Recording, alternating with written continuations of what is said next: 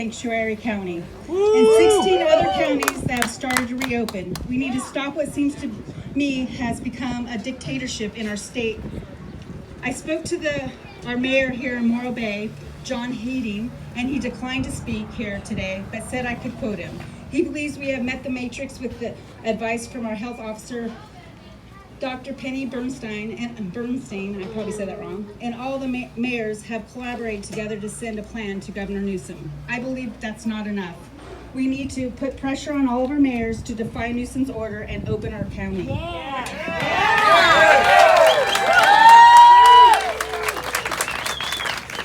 Okay, so our first speaker is going to be Dr.Warren Frankel. He's an MD, is a family medicine specialist in Templeton, California, and has practiced for 50 years. He graduated from Albert Einstein, is that right? Einstein College of Medicine of Yeshiva University in 1970 and has specialized. Oops. I lost it. Sorry. You can tell us. Gary. Hi. Yeah, my name is Dr. Warren Frankel. You could feel the passion and the empathy and the sympathy in Tiffany's voice, right? Have any of you experienced any empathy, sympathy, compassion in Governor Newsom's voice ever? All he's given us is rules and laws. I've never heard him say, my heart goes out to the people. I'm sorry we have to do this. It's for your own good. This is what I've determined. I haven't heard any empathy, any sympathy at all in what he said. This is kind of the third rally I've been at, and I don't want to keep repeating myself, but I think it's very important for us to be together. I think it's important to see that there are like-minded people. Plus, I come here because I like your signs. And so, they're really great. I've been a doctor for 50 years. I've been in family practice for 50 years. In those same 50 years, Dr. Fauci hasn't seen any patients.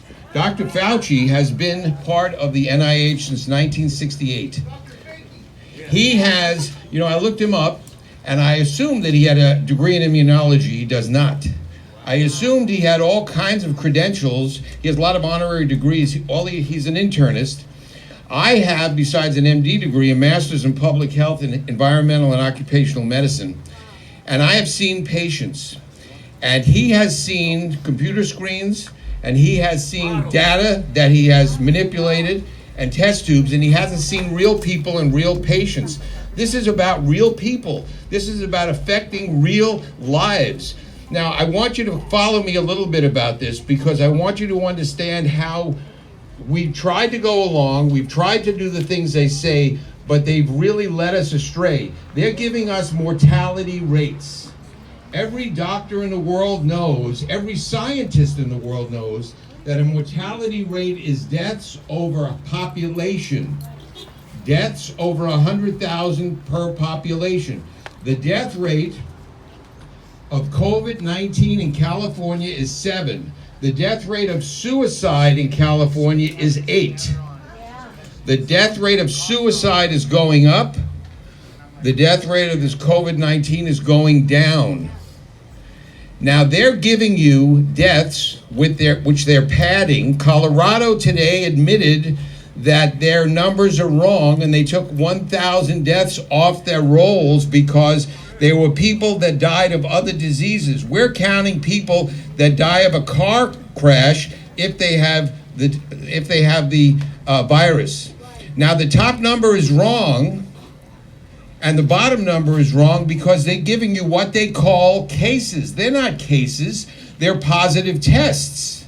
And they're not per 100,000 population. That's what it should be. Now, what I mean by that is, most of you have had chickenpox when you were kids. But you say, if I ask you if you have it now, you'd say no, but you have the virus. If I tested you for chickenpox virus, you'd be positive. But it's dormant in you because you have antibodies, but you don't have the disease. Senator Paul had tested positive for the virus, and he quarantined himself for 14 days. And when he came out of quarantine, they said, "What were your symptoms?" He said, "I had none." He had the virus, but he didn't have the disease. So the top number is being padded. The bottom number should be per 100,000 100,000 population. We're being led astray. Those numbers are going into the worst case scenario computer. And of course the numbers come out wrong. If you listen to a weather report and they tell you that there is a hurricane in the Caribbean, they say, well, it could go up the coast and hit the Atlantic seaboard. It could turn left to Tampa. It might go out to sea and not affect anybody. But board up your windows, protect yourself, and hope for the best. They didn't give us any hope. They don't want to give us any hope. If they give you any hope, they really ridicule that person. How dare you? They're giving you the worst case scenario based on inadequate data, and the information is coming out wrong. And if I dare say as a doctor, this is no different than the other flus and viruses, people come down on me. This is no different than SARS. This is no different than the swine flu, which was terrible. This was no different than the Hong Kong flu or the Asian flu. And they all say, well, it might be like 1918. That's not possible. Do you know why? We had 2.5 million men come home from war. They were malnourished and they were dehydrated. And we gave them a parade down Broadway in New York with another couple of million people. Then we spread them all over the country. We didn't know what we know now. We didn't have hospitals like we do now. We didn't have drugs like we have now. We didn't have any kind of equipment like we have now. It's not true. They just came out with a study that showed, you probably heard it, in New York City, 67% of the people that died were at home. Right. Sheltering at home doesn't work. So they get the information that sheltering at home doesn't work. So what do? Let's shelter at home more. It makes no sense. It makes no sense at all. Let's talk about masks.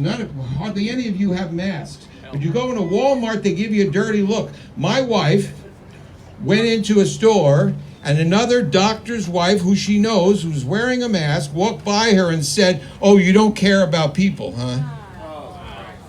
My wife is a very compassionate, considerate woman. She's been a nurse for 35 years, a psych nurse, very, very difficult field. And this person tells her she doesn't have compassion for others. Don't let them do that to you. They say we have to protect the vulnerable. What about the 30 million people they have told are non-essential? Do you know that somebody who's worked at a job for 20 years and he supported himself and he supported his wife and his kids, he's not essential? I see a sign here that Governor Newsom is not essential. There you go, non-essential Newsom. Now, I am very upset of two groups of people. I'll be very honest with you. Number one, doctors. The doctors have not been seeing their patients. You know what that does? There's patients that I see who have diabetes, who have congestive heart failure, who have COPD, who have chronic kidney disease. They need to be seen periodically. And I can't get a pulmonologist to see a patient. And I can't get a cardiologist in this county to see a patient. They'll look at them over the telephone, but they won't see them. I had an experience where a pulmonologist saw this very sick patient, gave them medicines, but said, don't take the medicine until you see Dr. Frankel, who can listen to your lungs. When I became a doctor, I knew the risks. I knew I'd be seeing sick patients all day long. That's what a doctor does. I've been seeing sick patients all my life. Dr. Fauci doesn't see sick patients. And it's all theory. It's all theoretical. You guys are washing things down and you're scrubbing things and they're making us do things. This is theory. I've got to tell you, it's very difficult to grow a virus. A virus is RNA. A virus has to have a host. The only way to get this disease is if I have it and I cough or I sneeze on you and you inhale at the same time. You're not going to get it from shaking hands. You're not going to get it, because you're touching elbows. You think there's less bacteria on your elbow than your hand. You're going to wear a mask. Masks are for the sick. If people are ill, they really should stay home. And we're smart enough to do that. But if they had to come out, it's the sick people that wear a mask. You're not saving anybody if you're healthy and you're wearing a mask. You're not protecting anybody. You're not protecting yourself. The masks that we're using, I know a lot of very kind people are making masks. They're making these cloth masks. They don't do anything. If you had a mask, it has to be N95 anyway. This is absurd. This is ridiculous. So you're not touching anybody. let me give you an example of something. Maybe this is a little too dramatic, but you women in the crowd who have children will understand this. You deliver a baby. When you deliver that baby, and I've delivered many, usually the woman who's delivering the baby at the same time defecates. You're sitting there with the baby coming out and stool all over you, and you have placenta coming out, you've got blood, and you've got stool, and the baby is all full of this stuff, and we clean them up as best we can, and we put drops in their eyes, and we put them on the mother's chest. You're born into bacteria. You're born into viruses. We need to be exposed to these things to have any kind of immunity. They're doing everything wrong. And they have everybody convinced because we're following the science. You see, they're not following the science. They're following the theory. The theory says you can get it off a tabletop. I don't believe it. I'd like to see them. It's very difficult to culture a virus off a tabletop, take that virus, put it in a medium very quickly at a certain temperature, get it over to the lab and test it, and I'll bet you're not going to get a positive test. It's theoretical that you can spread it by shaking hands. It's theoretical you can spread it from tabletops. It doesn't happen. This is the real world. Now let me ask you a question. Why does California have such a low rate? We should have a high rate. We're the closest to China. We have more flights from China. We have more business with China. We have more Chinese. The reason is, I know the reason. Dr. Fauci doesn't know the reason because he doesn't see patients. I know the reason. And the reason is, in November and December and January, I saw a whole lot of people with viruses, a whole lot of people with flus. And you know what? They all told me the same thing. This is different. You know, when I take a deep breath, I start coughing. I've never had it like this. And these people, we tested them. They didn't have influenza A. They didn't have influenza B. We didn't know what they had because no one heard about this, right? We have the herd immunity, and that's why we're not getting it. Not because you're wearing a mask, not because you're cleaning the tabletops, not because Newsom says we got to stay 6 feet apart. This is ridiculous.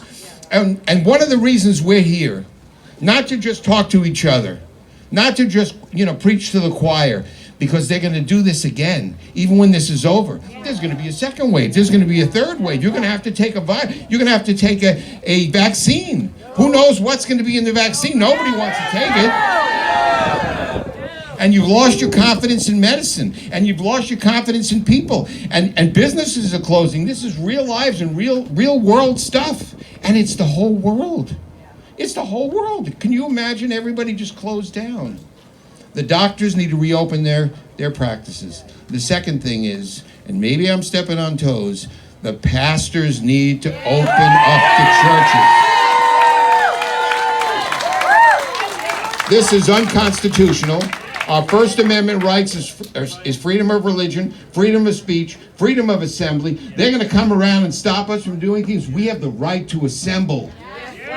Okay, now I know, I really think this county is going to be okay. The county, not the state. But I have assurances from the supervisors, I have assurances from the chief of police, I have assurances from the district attorney, all of whom I know and all of whom I've spoke to. They're not going to cite anybody, they're not going to do anything in this county. And tonight, the shelter at home for the county ends and they're not going to redo it, but the shelter at home for the state continues. I want to tell you, medically and scientifically, this is wrong. This is absolutely wrong. And you're hearing it from a doctor. I've been a doctor a long time. I do medical missionary work. I go all over the world. I see patients. You can't stop a virus. It has to come, it has to run its course, and it has to leave. And it will do that. And it's a self-limiting disease, but we can't get into a cycle where we let them control us and continually control us. We're going to have more deaths from despair than we're going to have from this virus. The opiate addiction rate is up. Child abuse is up. Spousal abuse is up. And suicide is more than deaths from COVID-19. It's very important that all of you maybe not get into an argument with people, but at least have discussions and tell the people the truth. This medically and scientifically, they're doing this wrong. They're doing it wrong, and other states are opening up. but Governor Newsom is not. We need to put pressure on Governor Newsom. And let me tell you something. I believe we can. Look what he did. He closed the beaches. So what did the sheriff say? And he closed the beaches because he was angry at Orange County because they all went that one day, to the beach. So he closed the beaches. And the sheriff said, we're not going to enforce it. He said, oh, okay, I'm going to open the beaches, but not Orange County. But Orange County sheriff said he wasn't going to do it either. So he said, oh, okay, you can go to the beaches, but don't go on, stay away from each other. If we open the churches, he'll say, okay, the churches can be open. You know why? Because he has to maintain control. We have to take a chance. We have to open our businesses. I'm not a revolutionary. I don't want to defy the law. I respect the law. The law was put in place by God. The law was put in place so that we can live together. But he is destroying the law. And Isaiah 10 says, woe, and it's a very strong word, woe to those who create unjust laws. Woe to those who create unjust laws. It's very, very strong language. He is not going to stop unless we stand up. It's hard to stand up. It's hard to stand alone. It's hard to do it and somebody says, well, you don't care about the vulnerable. We're all vulnerable. And we have to stand up. And you're on solid medical, scientific ground. People have died. People will die. But that's the way it is in the world with viruses and bacteria. And we can't avoid that. And we can't shut down the whole world. I really thank you for listening. We have to be the people of America that we are. This is tough. This is hard. They're trying to control us. Governor Newsom has 22,000 brown shirts, I call them. Brown shirts who are going around, and they have affected me already. I've already been called by the state with my license because I have a winery. I've already been called by the county. I'm at risk. I understand that. I'm willing to take the risk. I know it. Let me tell you one more thing. I don't know if you're aware of this, and maybe this is a far from a bad analogy or an exaggerated analogy, but it's the truth. In 1939, Hitler went to the churches, and he told the churches, I'll leave you alone if you leave me alone. And they thought that was a good deal. And they watched 6 million Jews go to the gas chamber. And 6 million other people, right? 12 million people. And they did it. And it just started. What did they have? Brown shirts. They came around. Do you know anybody around here that's done anything wrong? It's starting in this country. We have to stop it. We can't let this happen. Thank you all. Hitler took their guns also. Yes. He took their guns. Right, he took their guns too. You're absolutely right. You see, it's all coming together to control us. Thank you very much for listening.